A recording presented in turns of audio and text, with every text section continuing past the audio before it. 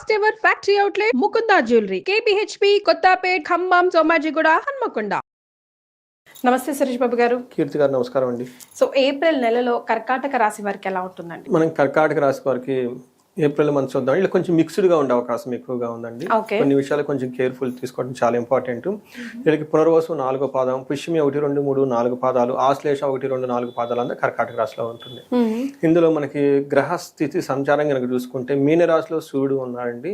తర్వాత శుక్రుడు, తర్వాత కుజుడు ఏప్రిల్ మే ఈ 2 నెలలు వచ్చేటప్పటికి మీన రాశిలో ఒకళ్ళు, మిథున రాశిలో ఒకళ్ళు ఉన్నారండి. బుధుడు కూడాను మనకి మీన రాశిలోనే ఉన్నారు. ఈ యొక్క గ్రహ స్థితిని బట్టి మనకు చూసుకుంటే వీళ్ళకి సూక్ష్మ గోచారం, లఘు గోచారం అన్న కాన్సెప్ట్ కనుక చూస్తే ఎలా ఉంటుందంటే వీళ్ళకి 9th హౌస్లో సూర్యుడు ఉండటం వల్ల హేట్రేట్, తర్వాత ద్వేషం, వ్యాధార్తి, విఘ్నం, స్త్రీ సుఖ ఆప్తి అని మనకు చెప్తారు. అంటే వీళ్ళ చుట్టూ ద్వేషపూరితంగా ఉండే వాతావరణం ఎక్కువ ఉంటుంది. ఆ తర్వాత వ్యాధి అర్తి అంటే ఏం చెప్తారు అంటే రోగాల వల్ల ఇబ్బందులు పడే అవకాశం ఎక్కువగా ఉంటుంది. విఘ్నం, ఏ పని చేసినా ఆటంకాలు ఎక్కువ ఉంటుంది. అంతేకాకుండా వీళ్ళకేమని చెప్తారంటే through men or women or happiness or gain, ఇది కూడా ఉంటుంది. బట్ ఇవన్నీ ఎక్కువగా వీళ్ళకి ఇబ్బంది పడే ఉండదు. ఒక రకంగా చూసుకుంటే వీళ్ళ చుట్టూ మెయిన్ చాలా గ్రహాలు విపరీత వేద ఉండటం వల్ల వీళ్ళకి ఒక రకంగా నార్మల్గా తటస్థంగా ఉండే అవకాశం ఎక్కువగా ఉంటుంది. అంటే ఏది ఉన్నా కానీ అంత సీరియస్గా ఏది ఉండదు. అది మంచి ఉన్నా కానీ చెడు ఉన్నా కానీ ఒక నార్మల్గా వెళ్ళిపోతున్న అవకాశం ఎక్కువ ఉంది. ఒక్క విషయంలో కేర్ఫుల్గా ఉండాలి. చుట్టూ ద్వేషపూరితమైన వాతావరణం ఉంటుంది. రెండోదైనా పని చేస్తే ఆటంకాలు ఎక్కువ ఉంటాయి. ఈ 2 విషయాలు కేర్ఫుల్గా ఉండాలి. మనం డీటెయిల్ కనుక చూసుకుంటే ఎందుకు అలా అంటే సూర్యుడికి మిక్స్డ్ రిజల్ట్ ఇస్తున్నారండి.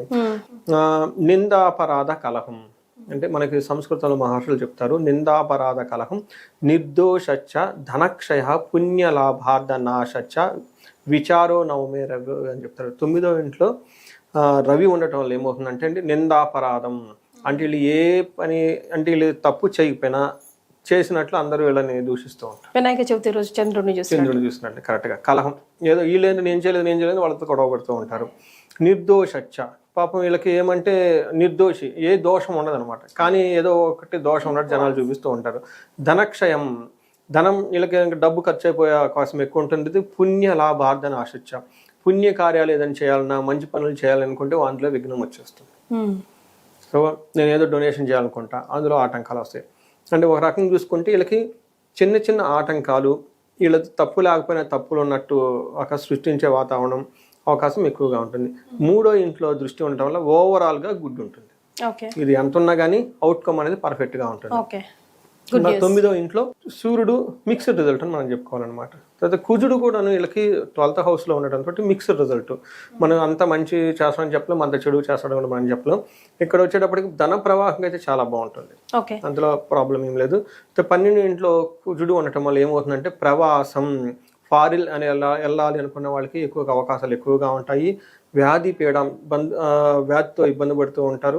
బంధు వైరం, ధనక్షయం, బంధువులతో గొడవలు పట్టడం, ధనం విపరీతంగా ఖర్చు అవుతూ ఉంటుంది. దేహ పీడం, సంచారం, ఎక్కువగా ట్రావెల్ చేయాల్సి వచ్చేస్తుంది. శారీరకంగా ఇబ్బంది పడతారు. అంటే ఇది కూడా మనకు మిక్స్డ్ రిజల్ట్, అంత పెద్ద ఇబ్బంది పెట్టేది ఏం కాదు. సరిగ్గా ప్లాన్ చేసుకుంటే చాలా బాగుంటుంది. అనవసరంగా మనీ విషయంలోనూ మానసిక ఒత్తిడి ఎక్కువ ఉంటుంది అనమాట. అయితే 9వ ఇంట్లో శుక్రుడు ఉండటం వల్ల, థర్డ్ ఆస్పెక్ట్ నుంచి చూడటం వల్ల ఇప్పటిదాకా కుజుడు పెట్టుతున్న ఇబ్బందుల్ని దాన్ని శుక్రుడు ఓవర్కమ్ చేస్తారు. ఎందుకంటే ఈ మంత్ ఏమంటే వీళ్ళకి నార్మల్గా ఉంటుంది, పెద్ద అంత ఇబ్బందులు ఏమి ఉండవు, చిన్న వచ్చి వెళ్ళిపోతూ ఉంటాయి అనమాట. ఎందుకంటే ఒక గ్రహం ఇబ్బంది పెడుతుంది, ఇంకో గ్రహం సపోర్ట్ చేస్తుంది. అందుకని ప్రతి గ్రహం కూడా మంచి చెడు ఈక్వల్గా తీసుకొస్తుంది. అందుకని వీళ్ళు 9వ ఇంట్లో శుక్రుడు ఉండటం వల్ల ఏమవుతుందంటే వస్త్రలాభో, మహారోగ్యం, గురుభక్తి, స్వధర్మ కృత్, చిత్తశుద్ధి, అభిష్టరార్థ, నవమస్తే భవేద్ గురువు అని చెప్తాం. 9వ ఇంట్లో కనుక గురువు ఉంటే ఏమవుతుందంటే వస్త్రలాభం పేరులోనే ఉంది, మహా ఆరోగ్యం బాగుంటారు. గురు భక్తి, పెద్దవాళ్ళతో గురువుగా చక్కగా మాట్లాడుతూ ఉంటారు. స్వధర్మ కృత్, వాళ్ళ పని వాళ్ళు చక్కగా చేసుకుంటూ వెళ్ళిపోతారు 100% పర్ఫెక్ట్గా. చిత్తశుద్ధి, వాళ్ళ ఇంటెన్షన్ చాలా క్లీన్గా ప్యూర్గా ఉంటాయి 9వ ఇంట్లో ఉండటం వల్ల. అయితే 4వ ఇంట్లో 3వ ఇంట్లో దృష్టి ఉండటం వల్ల ఏమవుతుందంటే వాళ్ళకి రొమాన్స్, లవ్, ప్లేజర్స్ విషయంలో కూడా చాలా బాగుంటుంది. ప్రేమ, ఇలాంటి వ్యవహారాలు కూడా చాలా బాగా కలిసి వస్తుంది వీళ్ళకి. తర్వాత ఈ విధంగా కనుక చూసుకుంటే కర్కాటక రాశి వాళ్ళకి ఒక సామాన్యంగా ఉండే మంత్ అని చెప్పుకోవాలి. ఇంకొక హ్యాపీ న్యూస్ మీకు అందరికీ తెలిసి ఉంటుంది, అష్టమ శని నుంచి ఈ మంత్ నుంచి వీళ్ళు ఫ్రీ అయిపోయారు కాబట్టి అంత ఇబ్బంది పెట్టేది ఏమి ఉండదు అనమాట. ఎస్. సో నక్షత్రాల ప్రకారం కలిసి వచ్చేలా ఉందా అండి? పునర్వసు, పుష్యమి, ఆశ్లేష 3 నక్షత్రాలు ఇందులో ఉంటాయి. పునర్వసు నక్షత్రం వాళ్ళకి మీరు చూసుకుంటే వీళ్ళకి 3 విషయాలు చాలా పాజిటివ్గా ఉంటుంది, 3 విషయాలు ఛాలెంజింగ్గా ఉంటుంది. పాజిటివ్ ఎక్కడంటే వీళ్ళకి వస్త్రలాభం ఉంటుంది, పరవాసం ఉంటుంది, ఓవరాల్గా సక్సెస్ ఇబ్బందులు ఉన్నా కానీ. ఛాలెంజ్ ఎక్కడ ఉంటుందంటే హెల్త్ కాంప్లికేషన్స్ వస్తుంది, ఫైనాన్షియల్ ప్రాబ్లం ఉంటుంది, మరణం అని చూపిస్తుంది. తర్వాత ఏదన్నా అంటే వీళ్ళు చేయాల్సిన పని కానీ ఏదన్నా మధ్యలో బ్రేక్లో ఆగిపోతాయి. ఏదో మంచి ప్లానింగ్ పెట్టుకొని ఉంటారు, అది వచ్చేసి ఆగిపోతుంది అనమాట. పుష్యమి నక్షత్రం వాళ్ళకి 3 విషయాల్లో పాజిటివ్, 1 విషయంలో ఛాలెంజ్. పాజిటివ్ ఎక్కడంటే వస్త్రలాభం ఉంటుంది, పరవాసం ఉంటుంది, ఫారిన్ వెళ్తారు, వెళ్ళే వాళ్ళకి విదేశ గమనం, లాంగ్ ట్రావెల్ చేసేస్తారు. ఓకే. ఇన్ కేస్ ఫారిన్ వెళ్ళాలనుకున్న వాళ్ళకి చాలా అనుకూలంగా ఉంటుంది. ప్లస్ ఫైనాన్షియల్గా క్రైసిస్ ఉంటుంది వీళ్ళకి, డబ్బు గురించి ఇటు అటు పరుగులు పెడతారు. ఓకే. ఆశ్లేష నక్షత్రం వాళ్ళకి వస్త్రలాభం ఉంటుంది, పరవాసం ఉంటుంది, విదేశ గమనం, ఫారిన్ వెళ్ళే వాళ్ళకి చాలా చాలా అనుకూలంగా ఉంటుంది. తర్వాత ఆశ్లేష నక్షత్రం అగైన్ ఫైనాన్షియల్ క్రైసిస్ చూపిస్తుంది, ధనానికి వీళ్ళకి చాలా ఇబ్బందులు పడే అవకాశం ఎక్కువగా ఉంది. ఈ ప్రకారం కనుక చూసుకుంటే మనం ఆశ్లేష నక్షత్రం వాళ్ళకి పశునాశనం, ధననాశనం, గాయాలు, వీళ్ళకి లత్తా ఎక్కువ ఉన్నాయండి, కొంచెం కేర్ఫుల్గా ఉండాలి ఆశ్లేష నక్షత్రం వాళ్ళు. మిగతా అన్ని రోగాలు బాగానే ఉంది. పుష్యమి నక్షత్రం వల్ల ఎక్కువగా మానసిక ఆందోళనలు, పునర్వసు వాళ్ళకి చెస్ట్ గ్యాస్ట్రైటిస్ ప్రాబ్లమ్స్ వచ్చే అవకాశం ఎక్కువగా ఉంది. ఓకే. సో మరి వీళ్ళు ఎలాంటి రెమెడీస్ వాటిలో చేస్తే బాగుంటుందంటారు?